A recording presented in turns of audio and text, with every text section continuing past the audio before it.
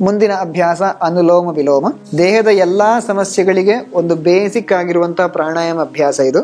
ಎಲ್ಲರೂ ಅಭ್ಯಾಸ ಮಾಡಬಹುದು. ಅನುಲೋಮ ವಿಲೋಮಕ್ಕೆ ಯಾವುದೇ ಪ್ರಾಣಾಯಾಮದ ಸ್ಥಿತಿಯನ್ನ ಹೊಂದಿಕೊಳ್ಳಿ, ಅಂದ್ರೆ ಸುಖಾಸನ, ವಜ್ರಾಸನ ಯಾವುದೇ ಆಗಿರ್ಬೋದು. ಇನ್ನು ಎಡ ಕೈಯನ್ನ ಚಿನ್ಮುದ್ರದಲ್ಲಿ ಇಟ್ಕೊಳ್ಳಿ, ಬಲ ಕೈಯನ್ನ ಮೃಗಿ ಮುದ್ರ ಅಥವಾ ನಾಸಿಕಾಗ್ರ ಮುದ್ರದಲ್ಲಿ ಇಟ್ಕೊಳ್ಳಿ. ಬಲ ಮೂಗನ್ನ ಒತ್ತಿ ಹಿಡ್ಕೊಳ್ಳಿ. ಎಡ ಮೂಗಿನಿಂದಲೇ ದೀರ್ಘ ಆಗಿ ನಿಧಾನವಾಗಿ ಶ್ವಾಸ ತೆಗೆದುಕೊಳ್ಳಿ. ರಿಂಗ್ ಫಿಂಗರ್ ನಿಂದ ಎಡ ಮೂಗನ್ನ ಒತ್ತಿ ಬಲ ಮೂಗಿಂದ ಪೂರ್ತಿ ಶ್ವಾಸ ಹೊರ ಹಾಕಿ. ಹಾಗೆ ಬಲ ಮೂಗಿನಿಂದಲೇ ದೀರ್ಘ ಶ್ವಾಸ ತಗೊಳ್ಳಿ. ಬಲ ಮೂಗನ್ನ ಮುಚ್ಚಿ ಎಡ ಮೂಗಿನಿಂದ ದೀರ್ಘವಾಗಿ ಶ್ವಾಸ ಹೊರ ಹಾಕಿ. ಇದು ಒಂದು ಆವರ್ತನೆ. ಇದೇ ರೀತಿ 21 ಆವರ್ತನೆ ಮಾಡಿದರೆ ಒಳ್ಳೆಯ ರಿಸಲ್ಟ್ ಅನ್ನು ಪಡ್ಕೊಳ್ಬಹುದು.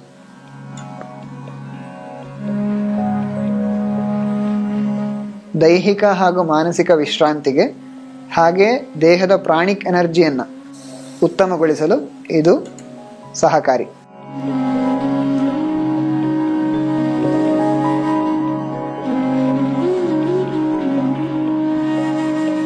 ಈ ಅಭ್ಯಾಸ ಮಾಡುವಾಗ ಆದಷ್ಟು ಮನಸ್ಸು ಕೇಂದ್ರೀಕರಣವಾಗಿರುವಂತೆ ನೋಡಿಕೊಳ್ಬೇಕು ಹಾಗೂ ಮಲ್ಟಿ ಟಾಸ್ಕಿಂಗ್ ಅನ್ನ ಮಾಡಬೇಕು. ಯಾವುದೆಲ್ಲ ಅಂತ ಹೇಳಿದ್ರೆ, ಉಸಿರಾಟದ ದೀರ್ಘವಾದ ಚಲನೆಯ ಮೇಲೆ, ಎದೆ ಮತ್ತು ಹೊಟ್ಟೆಯ ಚಲನೆಯ ಮೇಲೆ ಗಮನ ಇರಬೇಕು. ಹಾಗೆ ಮೂಗಿನಲ್ಲಿ ಆಗುವಂತ ಉಸಿರಾಟದ ಟಚ್ನ ಮೇಲೆ ಗಮನ ಇರಬೇಕು.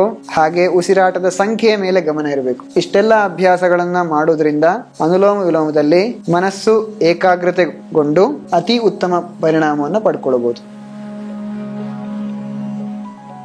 ಎಡ ಮೂಗಿನಿಂದ ದೀರ್ಘವಾಗಿ ಶ್ವಾಸ ಹೊರ ಹಾಕಿ ಅಭ್ಯಾಸವನ್ನ ನಿಲ್ಲಿಸಿ. ಮುಂದಿನ ಅಭ್ಯಾಸ ಭಸ್ತ್ರಿಕಾ. ಭಸ್ತ್ರಿಕಾ ಅಭ್ಯಾಸಕ್ಕೆ ಎರಡೂ ಕೈಗಳನ್ನ ಮಂಡಿಯ ಮೇಲೆ ಟಿಲ್ಟ್ ಮಾಡಿ ಇಟ್ಕೊಳ್ಬೇಕು.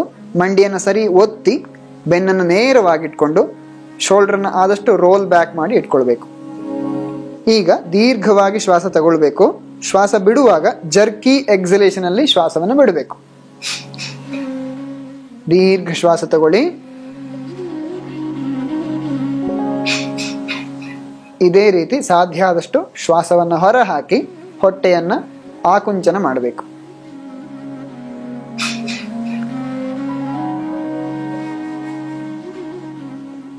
5 ರಿಂದ 10 ರೌಂಡ್ ಅಭ್ಯಾಸ ಮಾಡಬಹುದು.